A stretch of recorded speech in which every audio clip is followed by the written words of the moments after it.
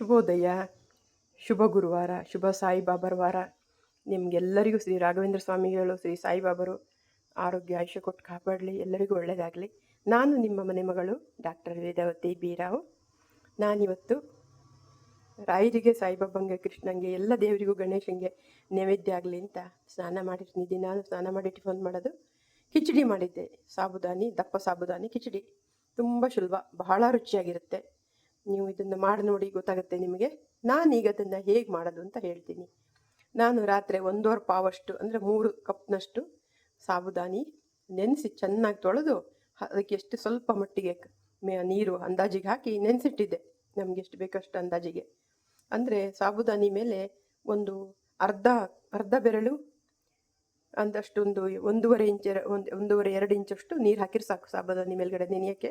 ಅದು ತಾನೇ ಮುಚ್ಚಿಟ್ಬಿಟ್ರೆ ಅದು ತಾನೇ ನೆನ್ಕೊಳತ್ತೆ. ಬೆಳಗಾಗುವಾಗ ಚೆನ್ನಾಗಿ ನೆಂದಿರುತ್ತೆ. ಇಲ್ಲಾಂದ್ರೆ ಅದು ಗಟ್ಟಿ ಆಯ್ತಂದರೆ ಬೇಯಲ್ಲ ಚೆನ್ನಾಗಿ. ಹಾಗಾಗಿ ಮತ್ತು ಈಗ ನಾನು ಅದಕ್ಕೆ ಇನ್ನೇನು ಮಾಡಿದೆ ಅಂತೀನಿ. ಸಾಬುದಾನಿ ನೆನೆಸಿಟ್ಟಿದ್ದೆ ರಾತ್ರಿ.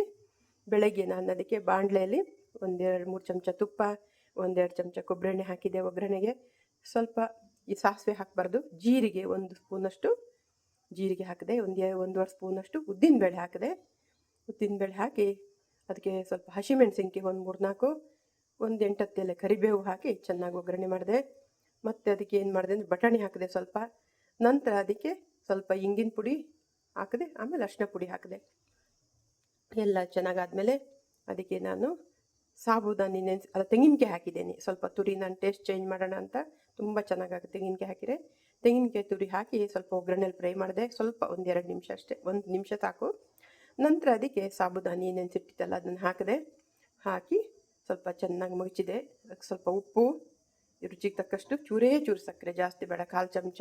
ಉಪ್ಪು ಇಷ್ಟಕ್ಕಂತಂದ್ರೆ ನೀವು ಒಂದು ಅಂದಾಜಲ್ಲಿ 1 ಚಮಚ ಹಾಕಿ ನೋಡ್ಕೊಳ್ಳಿ. ಇದಕ್ಕೆ ಜಾಸ್ತಿ ಉಪ್ಪು ಹಿಡಿಯಲ್ಲ. ಆಮೇಲೆ ನೀವು ಟೇಸ್ಟ್ ನೋಡ್ಕೊಂಡು ಹಾಕೋಬೋದು, ಆಯಿತಾ. ಅದು ಹಾಕಿ ಉಪ್ಪು ಮತ್ತು ಚೂರೆ ಸಕ್ಕರೆ ಹಾಕಿ ನಾನು ಇದನ್ನು ಫುಲ್ಲು ಮೇಲಿಂದ ಮತ್ತೊಂದು ಚೂರು ಕೊಬ್ಬರಿ ಎಣ್ಣೆ ಹಾಕಿ ಚೆನ್ನಾಗಿ ಮಗಚಿ ಮುಚ್ಚಿಟ್ಟೆ ಒಂದು 5 ನಿಮಿಷ. ಮತ್ತೆ ಚೆನ್ನಾಗಿ ಮರ್ಚಿದೆ, ಆಚೆ ಈಚೆ ಮಾಡಿ ಮಗಚಿದೆ. ಚೆನ್ನಾಗಿ ಬೆಂದಿತ್ತು.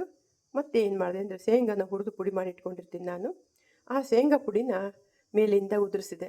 ಮೇಲಿಂದ 1-2 ಚಮಚದಷ್ಟು, 2.5-3 ಚಮಚ ಹಾಕ್ಬೋದು, ತೊಂದರೆ ಇಲ್ಲ. ಹಾಕಿ ಅದನ್ನು ಚೆನ್ನಾಗಿ ಮಗಚಿ ಮತ್ತೊಂದು 2 ನಿಮಿಷ ಒಲೆ ಮೇಲೆ ಇಟ್ಟೆ. ಬಟಾಣಿನೂ ಹಾಕಿದ್ದೆ, ತೆಂಗಿನಕಾಯಿನೂ ಹಾಕಿದ್ದೆ, ಶೇಂಗಾ ಪುಡಿನೂ ಹಾಕಿದ್ದೆ.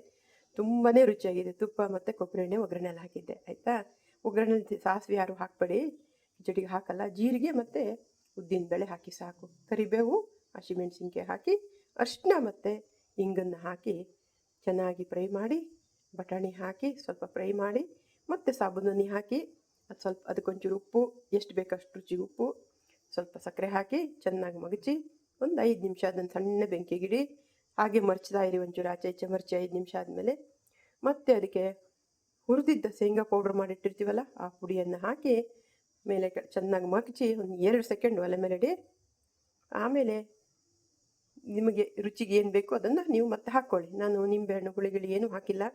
ತುಂಬಾ ಚೆನ್ನಾಗಾಗಿದೆ. ನಿಮಗೆ ಬೇಕಾದರೆ ಹಾಕ್ಕೋಬೋದು, ನಾನು ಹಾಕಲ್ಲ. 2 ನಿಮಿಷ ಮುಚ್ಚಿಟ್ಟೆ ಎಲ್ಲ ಹಾಕಿ.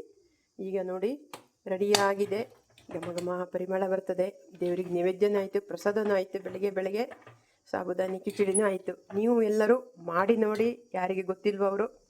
ಆಮೇಲೆ ಏನಾದರೂ ಗೊತ್ತಾಗಿಲ್ಲ ಅಂದರೆ ನಾನು ಕೇಳಿ, ನಾನು ಖಂಡಿತ ನಿಮಗೆ ಹೇಳ್ಕೊಡ್ತೀನಿ. ಸಾಬುದಾನಿ ರುಚಿಯಾದ ಕಿಚಡಿ, ಆಯಿತಾ. ಓಕೆ, ಧನ್ಯವಾದಗಳು.